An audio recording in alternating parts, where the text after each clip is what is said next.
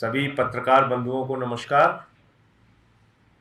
आम आदमी पार्टी का कारवां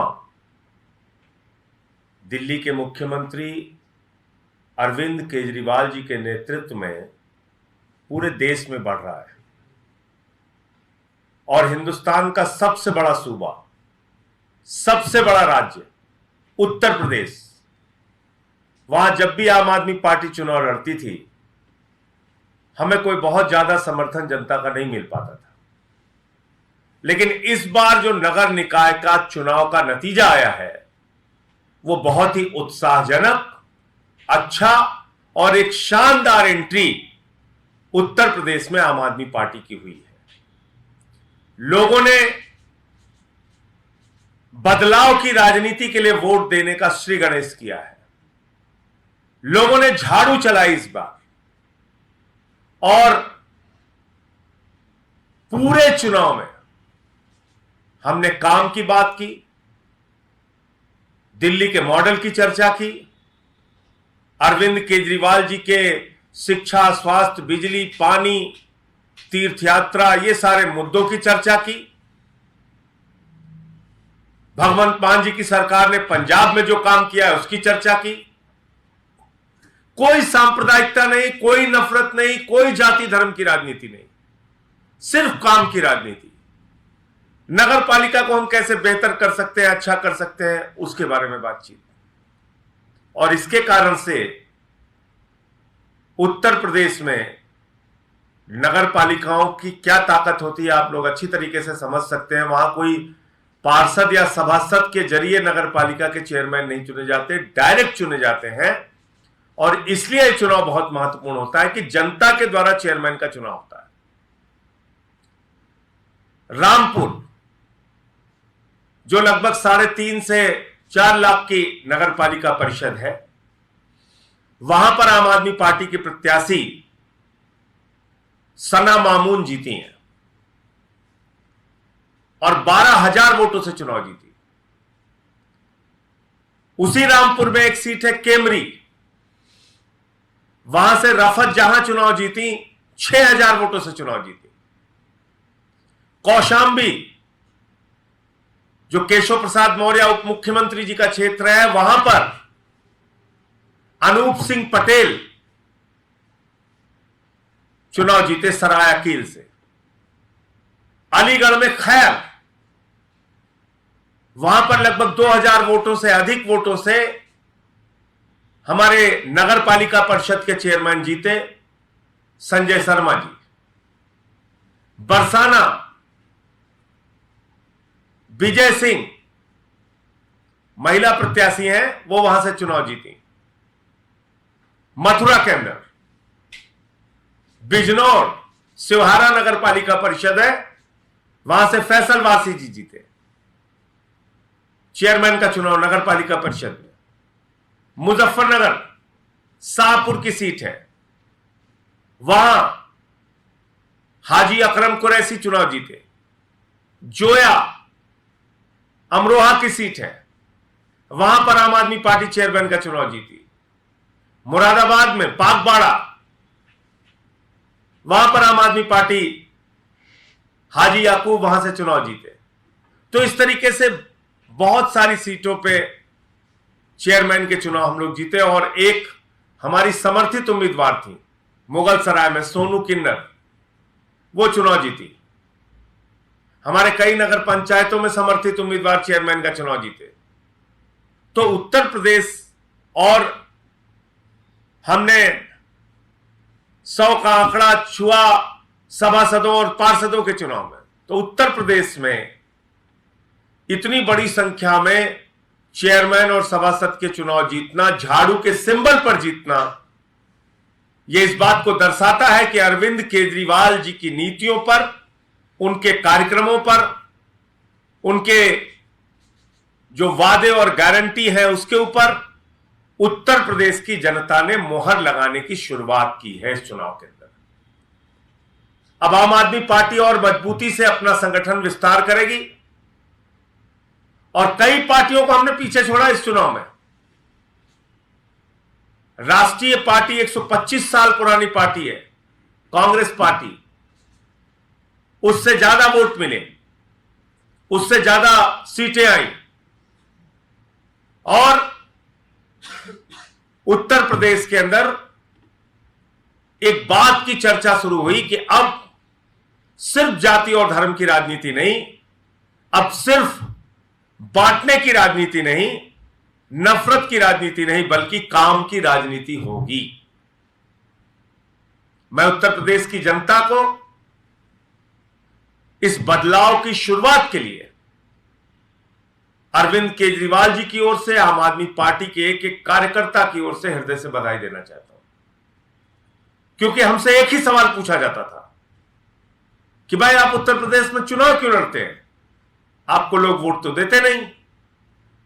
और एक मजाक भी उड़ाते थे, मैं आपको बताऊं, बड़ा बुरा भी लगता था कि भाई यहां तो सिर्फ जाति और धर्म के नाम पे वोट पड़ता है, यूपी में आप लोग परेशान मत होइए, यहां अपनी ऊर्जा मत लगाइए, यहां कोई केजरीवाल जी के मॉडल को नहीं सुनेगा, यहां तो सिर्फ जाति और धर्म के नाम पर वोट पड़ेगा, आप इसके चक्कर में मत पड़िए। लेकिन जनता ने इस बात को गलत साबित किया कि नहीं, सिर्फ जाति और धर्म के नाम पर नहीं, हम इनको भी मौका देंगे। और ये जो नगर पालिका चेयरमैन के चुनाव हमारे कैंडिडेट्स जीते हैं, इसको हम एक बेहतरीन, एक मॉडल नगर पालिका और नगर पंचायत उत्तर प्रदेश के अंदर बनाने के लिए पूरा प्रयास करेंगे। मैं फिर से एक बार उत्तर प्रदेश की जनता को बधाई देता हूं, अरविंद केजरीवाल जी के नेतृत्व को बधाई देता हूं कि उनके मार्गदर्शन में, उनके नेतृत्व में आम आदमी पार्टी तेजी के साथ उत्तर प्रदेश में विस्तार ले रही है, देश के अलग अलग हिस्सों में विस्तार ले रही है।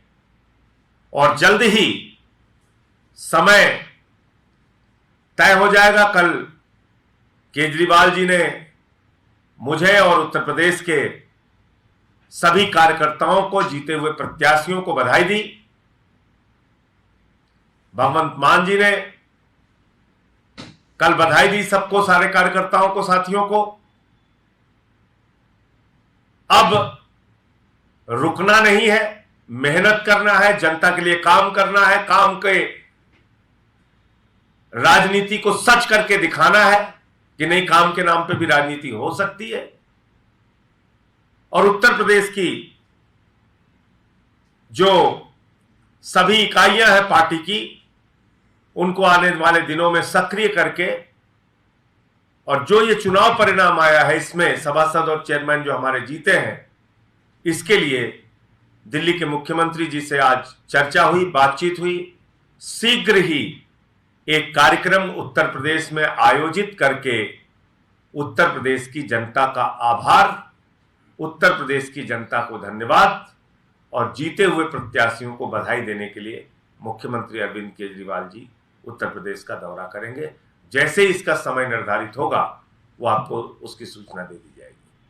तो मैं आप लोगों के माध्यम से यही कहना चाहता हूं कि देश के सबसे बड़े सूबे में भी आम आदमी पार्टी की शानदार एंट्री हो चुकी है। बोलिए। दो सवाल आपने, सवाल एक ही, दो चीजें हैं। एक, कर्नाटक में आप लोग लड़े और वहां पर जिस तरीके का आपके मन मुताबिक नतीजा नहीं आया, लेकिन उससे भी बड़ी बात यह है कि अगर इसी तरीके से विधानसभा में वो एक्सेप्टेंस नहीं होती, लोकसभा, क्योंकि आप लोग अब देख रहे हैं 24 पर आप लोग जो है वो टारगेट कर रहे हैं, वो कैसे ठीक करेंगे?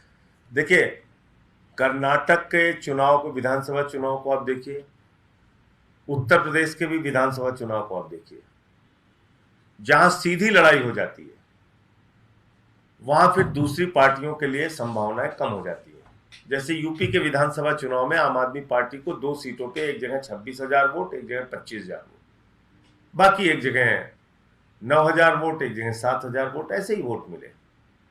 लेकिन जब आप इस चुनाव को देखेंगे तो लखनऊ नगर निगम में हमें 26,000 वोट मिले, गाजियाबाद के नगर निगम में हमें 21,000 वोट मिले, ऐसी बहुत सारे, प्रयागराज में हमें 14,000 वोट मिले।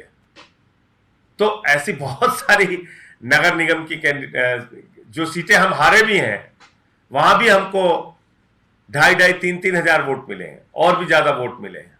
अमेठी में हम दूसरे नंबर पे रहे। अमेठी एक बहुत ही महत्वपूर्ण सीट थी। शुरू में तो हम वहां आगे चल रहे थे, अंत में हम मामूली अंतरों से वहां पे चुनाव हारे। तो विधानसभा के चुनाव में यूपी में हार हुई, बुरी तरीके से हार हुई, इसको स्वीकार करता हूं। लेकिन इस चुनाव में क्योंकि 1 साल हमारे कार्यकर्ता रुके नहीं, मेहनत किए, तो इस चुनाव में जनता ने समर्थन दिया।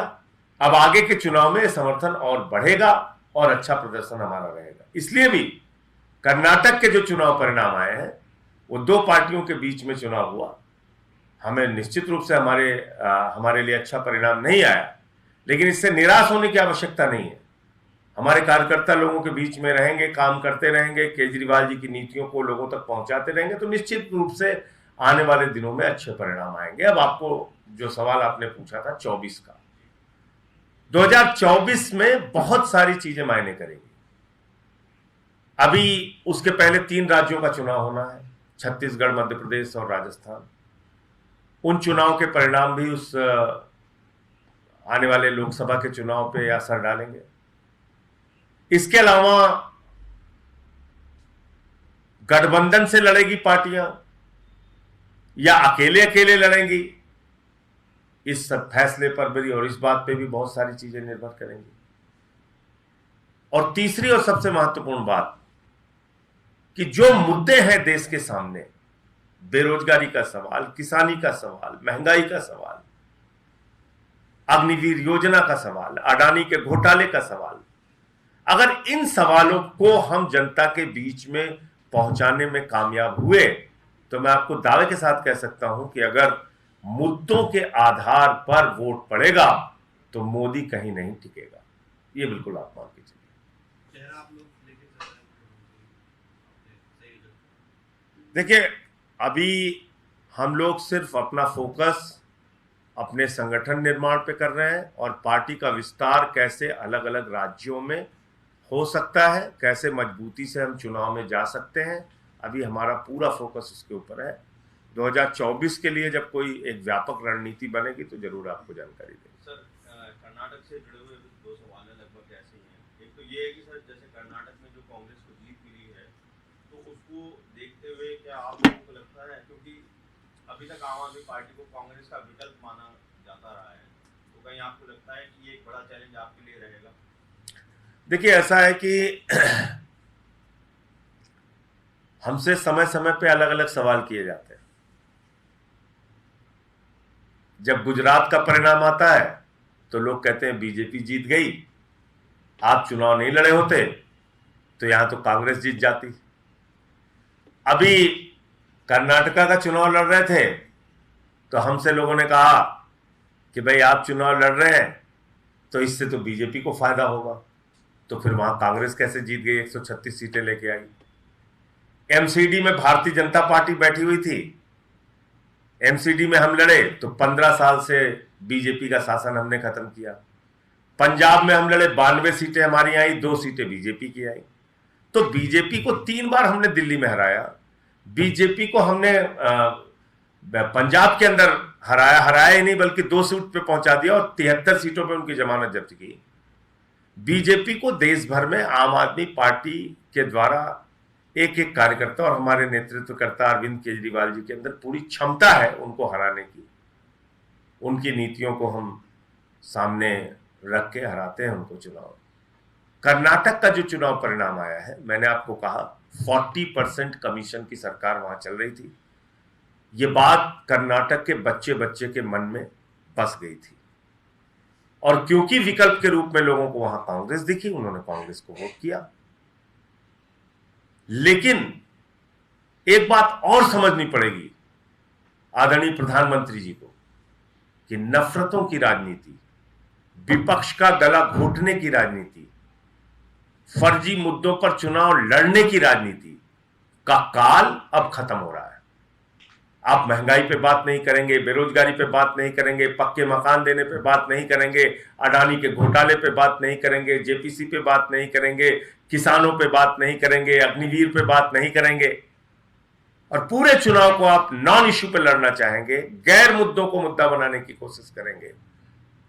तो मैं समझता हूं कि ऐसे परिणाम आएंगे और बीजेपी के लिए एक बड़ा संकेत और चेतावनी है कर्नाटका का परिणाम कि अगर वो नफरत की राजनीति और गैर मुद्दों को मुद्दा बनाने की राजनीति करेंगे तो लंबे समय तक उसका जीवन काल नहीं है, उस राजनीति का तो अंत होगा।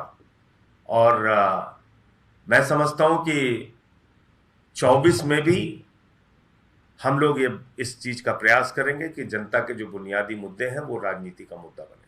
तो सर दूसरा सवाल ये है सर कि कर्नाटक में जो बड़ी जीत हुई है कांग्रेस की, क्या 2024 में कांग्रेस जो है जो थर्ड फ्रंट बन रहा है, जो अलग फ्रंट बन रहे हैं, उसमें सरपंच की भूमिका में आप आएगी? देखिए, मैंने अभी कहा ना कि इस पे कोई भी बातचीत करना भी बहुत जल्दबाजी है और समय की प्रतीक्षा करनी चाहिए। आपने एक बात की, अरविंद केजरीवाल में पूरी क्षमता है भाजपा को हराने की। अभी के समय में जिस तरह गठबंधन की कोशिशें हो रही हैं 2024 का जो परिप्रेक्ष्य पूरा, उस लिहाज से क्या आप लोग अकेले चलने की भी तैयारी कर रहे हैं, या अगर गठबंधन हो तो चेहरा कौन हो? देखिए, ऐसा है कि हम राज्य दर राज्य अपने संगठन का विस्तार कर रहे हैं। कहीं हमें समय लग रहा है, कहीं हमारी एंट्री अच्छे ढंग से हो जा रही है। अब जैसे यूपी है, यूपी एक बहुत बड़ा प्रदेश है देश का, वहां हमें एंट्री करने में समय लगा, लेकिन इस बार हमने एंट्री ली वहां, और 11-12 चेयरमैन के कैंडिडेट्स जीतना कोई आसान बात नहीं है। वहां जीते हम लोग, सभासद जीते, पार्षद जीते और झाड़ू के सिंबल पे जीते। तो जनता में तो हमारा आधार हर जगह बढ़ रहा है। मध्य प्रदेश का चुनाव लड़े थे तो वहां एक मेयर हम जीते थे। तो इसलिए मैं फिर कह रहा हूं कि 24 के बारे में जो भी फैसला होगा उसमें अभी थोड़ा समय लगेगा। परिस्थितियां क्या बनती हैं आगे, क्या नतीजे आते हैं, कैसे हमारे संगठन आगे और विस्तार लेते हैं, उन सारी चीजों पर निर्भर करेगा।